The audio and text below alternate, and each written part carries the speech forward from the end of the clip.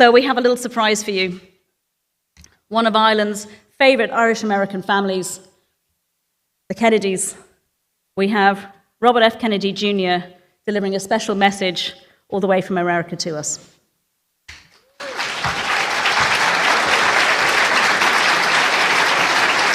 Hi, everybody. It's Robert F. Kennedy Jr., and I'm very, very happy to be part of the inauguration of the Global COVID Summit in Ireland. I'm really sorry that I couldn't join you today, but I want to send my regards to my friends, Dr. Robert Malone, to Richard Urso, to Ryan Cole, and to all the other physicians who are today gathering in Ireland to create a bridge in medical knowledge and a commitment to medical freedom in the country that perhaps more than any other has been the target of this rising, emerging medical totalitarianism. Ireland was Great Britain's first colony. It was conquered by the British, of course, in 1649.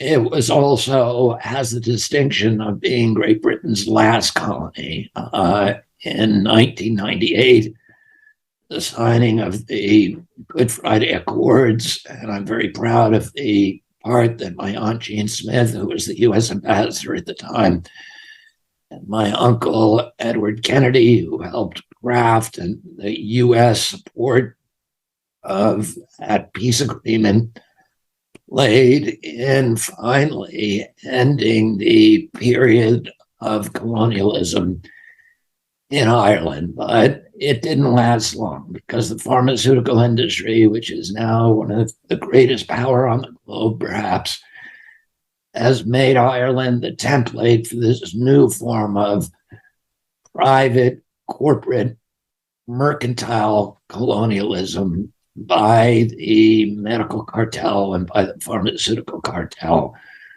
with the brutality, with the cruelty, with the suppression of human rights, civil rights, and constitutional rights that have become the model now for the rest of the globe. And we've seen in our country the complete subversion of our Constitution and our Bill of Rights, which were taken from many of the traditions that grew up in Ireland.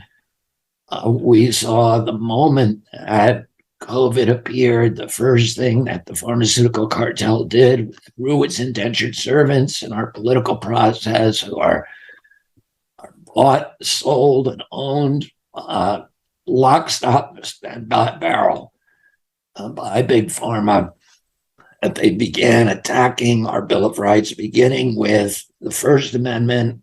Hamilton, Madison, and Jefferson said we put freedom of speech in the First Amendment because all the other rights are dependent on it. If you have a government that is immune from criticism, it has license for any sort of atrocity. And as soon as they eradicated free speech on the internet, in the public square, so people were not allowed to complain about these new policies or to tell stories about their injuries or their experience with these new medical products, suddenly they went after all of the other amendments in the Constitution. The other rights in the First Amendment are the rights to religious freedom, and they got rid of the religious exemptions, which are hundreds of years old, from vaccination. They got rid of, next, the right to assembly by lockdowns, by social distancing, passing these extraordinary laws with no due process, with no scientific citation, that deprived Americans of their rights to assemble.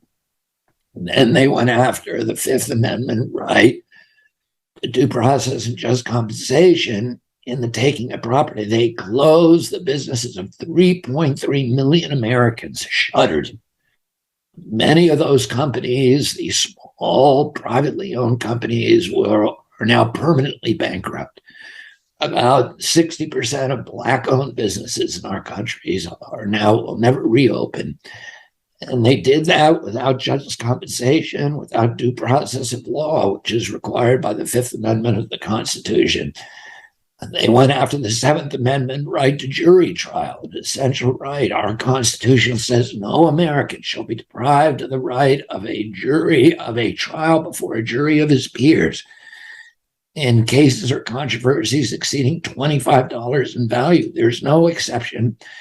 There's no pandemic exception. And by the way, the framers of the Constitution knew all about pandemics because during the Revolutionary War, there were two pandemic or epidemics at that time that almost destroyed the American army. There was a smallpox epidemic in the Army of New England that debilitated it in its campaign to take Montreal. And we had a malaria epidemic in the armies of Virginia. So the framers of the Constitution, 10 years later, knew a lot about epidemics, but they did not make a pandemic or an epidemic exemption in the United States Constitution. They said we have jury trials whether there's an epidemic or not. There is no exception. But we have now seen the PrEP Act, the CARES Act, the VICA Vaccine Act, the Vaccine Injury Compensation Act, have deprived Americans of their right to a jury trial if a pharmaceutical product injures you. If any of these countermeasures injure you, you cannot get a jury trial. The company has complete immunity from liability. And of course, that gives them license for any kind of atrocity or bad behavior that they want to commit. There is no accountability. If they poison you, if they kill you, if they lie to you, you cannot sue them. No matter how grievous your injury, no matter how toxic the product, no matter how negligent or reckless conduct, you cannot sue that company. They got rid of the Fourth Amendment, which is the right against warrantless searches and seizures. The government doesn't have a right to come and ask you about your medical status, the pharmaceutical drugs you're taking, where you've been, where you're going, whether you're locked in your home. But all of this track and trace surveillance and the vaccine passports and the questioning now if you want to leave your home, if you want to enter a government building or even a private building, to go to a bar, to go bowling, to go to a sporting event. Now you get interrogated by your government. So all of these rights, and then the right, of course, to due process of law. In the American democracy, government regulators cannot pass laws without going through a democratic process. They need to give notice of the laws, which has to be published in all the newspapers of record so that people who are affected by those laws are highly likely to see them. They need to publish the proposed rule and then give 60 days or 90 days for notice and comment for people to comment on them and say, wait a minute, that rule is going to affect my business and it makes no sense in my particular business. And the government has to respond to those comments. And then you have a public hearing, you have an environmental impact statement where the government tells the rationale behind the law, the scientific basis for it, where they cite scientific studies and say, these are the studies that underlie our assumption that this law is going to give you the following benefits. And here, incidentally, are the costs of that law. It's mandatory that they tell the costs, that they describe them, that they assess them, and that they measure the benefits against those costs. And none of that analysis ever happened. We never saw a single law that said, here's why masking works. Here's why lockdowns work. Lockdowns were something that the World Health Organization, the CDC, had traditionally rejected in pandemics. They said they don't work, and that in infectious respiratory diseases, there's no reason for them. The disease is going to spread. And the lockdowns are just going to cause more havoc, more mayhem, more deaths, more injuries, economic dislocations, which are all public health issues. And so none of that analysis for masking, for lockdowns, for vaccination ever occurred. There was no environmental impact statement. There was no risk-benefit analysis. And so there was no informed consent because Americans did not have any capacity to say, what is this vaccine going to do to me? What is this lockdown going to do to me? what is the mask going to do to me? And then, or any kind of macro analysis, what does it do to our society? Will it actually protect us? Will it cause more harm than good? None of that analysis ever occurred. And that is against the law. That's part of due process. And then there's a public hearing where Anthony Fauci and the regulators have to come and bring their scientists and their piles of scientific studies and make a case for the law that they're trying to propose. And the public or people who oppose those laws are allowed to bring their scientists in and to cross-examine the government scientists and to direct examine our own. And this doesn't stop countries from enacting emergency regulations for 2 or 3 weeks or for a short period of time. You can do these things simultaneously, but none of it ever happened. They just got rid of the United States Constitution, which we've always said America is an exemplary nation. When we had our revolution in this country in 1776, we were the first democracy in modern times. By our Civil War, which was 1860 to 1865, there were 5 democracies in the world.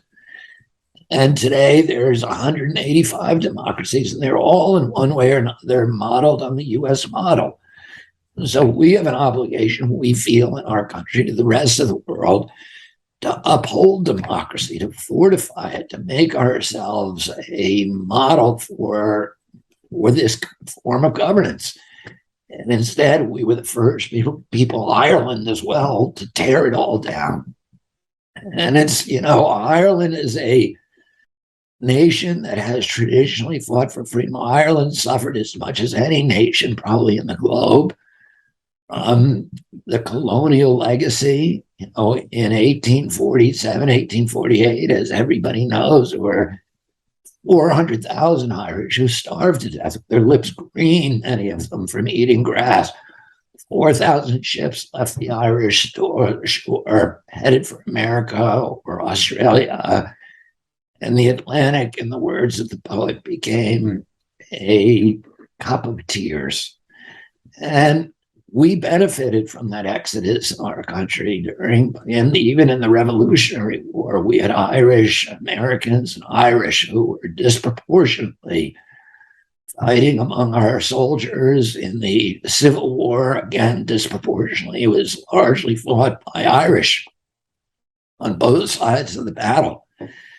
There are more Medal of Honor winners in United States history with Irish surnames than any other nationality. So these were people who were willing to lay down their lives to fight for freedom, to fight for democracy.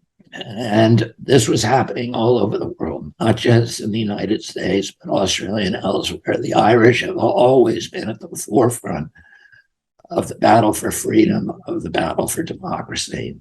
And I so wish that I could be with you today to celebrate this event, because we are at the beginning of fighting back against this totalitarian control. The thing that is going to win this battle is local activism, is people talking to people, or us building bridges and creating infrastructure so physicians can finally speak to each other. How we can create a shadow infrastructure, a parallel government, a parallel medical system where people really can talk about public health, about private health, and can fight for their patients and to become healers again rather than agents of state policy. From the time of Hippocrates, it's been understood that the relationship between a doctor, a physician, and his patient or her patient is sacred. You treat a patient, you're not treating the community.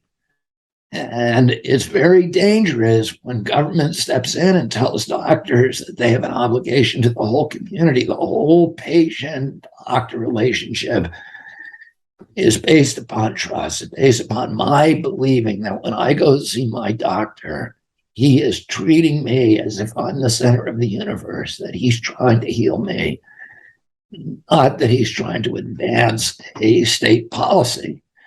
And yet that's what's happened during this pandemic. And brave doctors who want to be healers, who complained about that, are marginalized, they're delicensed, they're vilified, they're gaslighted, they're ridiculed, they're punished and isolated.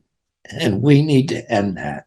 And the physicians need to be the people who are standing up and are saying, we're not going to take this anymore. And I'm so happy, I'm so proud of my friendship with Robert Malone. There's no physician who has suffered more, who's taken more crap, who had more to win. I'm signing on to this, to this medical cartel. He was at the center of it. He could have cashed a big check and he could have had an easy life. And instead, he did something very, very brave, which is to say, I'm not going to be part of this imposition of medical totalitarianism on the globe. And you know, the biosecurity agenda is not just a function of the medical cartel. It's the intelligence agencies and the military industrial complex now see biosecurity as the spear tip of global hegemony for these entities within our society, these very corrosive entities, the military industrial complex. And they, because of that, because their organizational capacity and their power, they were able to engineer this extraordinary pivot of all the liberal democracies around the globe that overnight switched direction, and the very people who were fighting hardest for civil rights and individual rights became an instrument of this biosecurity cartel. And we need to start fighting back against them. And this meeting is the beginning of this battle in Ireland and on the shores of a nation that's done more to fight for freedom than any country in the world. And I commend you for this commitment. I am with you, although not physically, in my heart, in my spirit, and I look forward to sharing a foxhole with all of you. Thank you.